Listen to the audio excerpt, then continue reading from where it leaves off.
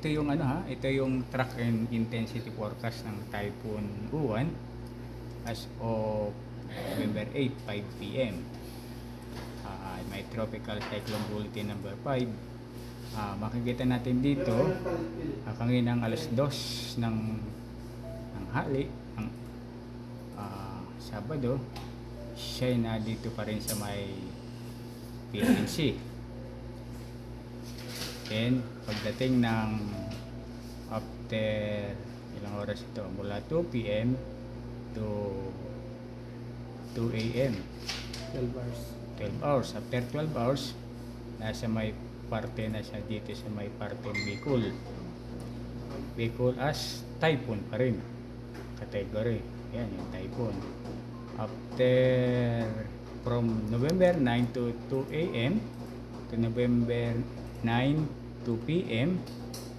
Ano yan? 24 hours? Opo, 24 hours. 24 hours ano? Hindi, 12 hours lang. November 9 Hindi. pala kasi. November 9 2 a.m. tsaka 2 p.m. 2 a.m. 12 hours. 12 hours. 12, 24. 12 hours. Oh. Super. Nasa may ano na ito? Silangan na ng Katandwa ay north na ng ano ito ng Birak, Catanduanes as super typhoon. Super type.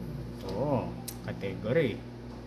Yan ay nasa is ito ang Baler eh. Opo. Baler, bali yan is southeast ng Baler.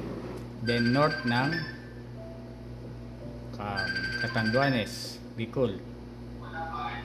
As of 2 p.m. After ng 2 p.m. November 9, November 10 2 a.m. dumaan na siya. Pass na siya. Dumaan na siya dito sa kalupaan ng Aurora. Ayan. Possible po na tayo ang tumbok yan. Buong Aurora yan. Ito yung tinatawag na, ito yung center eh. Ito yung track. Ito yung main track ng mata ng bagyo.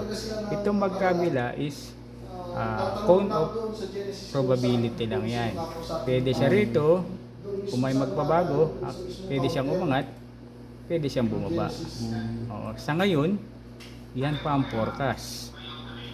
Ang tinutumbok, itong Aurora. Kung titingnan yung bayan ng Aurora, Dipakulaw yan. Dipakulaw, parang boundary ng Dipakulaw Baler eh. Opo. Di ba? Yan yun.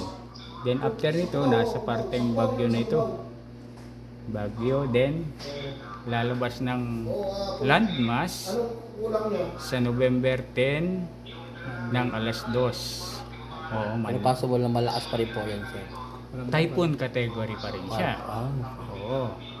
Ito, imagine na lang ninyo ito. Pag ito'y pumasok dito, yung orange na yan, sakop pa rin yan. sakop. Oo. Kahit na dito siya, sakop pa rin yan.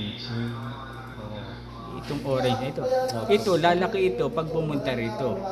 Kasi super typhoon to eh. Opo. Oo. Kaya itong buong Aurorang yan, kasama yung Karatig Bayan, probinsya, magkabila, sakop niyan. Kaya ingat-ingat. Ang kasunod na bulletin nito, mamaya every 3 hours na. 8 p.m. na. 8 p.m. na. 8 p.m. So yun mga kabungs ang ating forecast as of 5 p.m. Super dito typhoon sa talaga siya. Pag-asa Baler. So yun, pray for us. Bumalik bukas. Opo. Na makita niyo yung mata.